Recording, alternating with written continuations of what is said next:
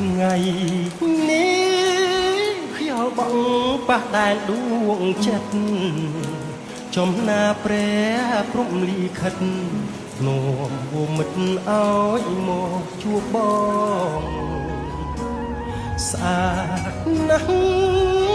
បុផាក្រពុំជាប់តងក្រោមដំណក់ភ្លៀងរយលំអងសំរនួនអងអងរួនបេះដូងស្នេហ៍ធ្លាក់មកហើយមិនអាចជាវាងកែភ្នែកសំឡឹងមើលភ្លៀង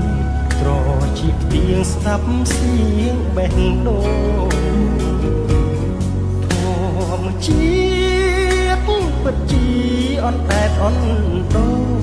លួចមើលគេជាលើកដំបងបេះដូងលោតលឿនខុសប្រ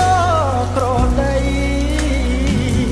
សំលេងបេះដូងលោតលី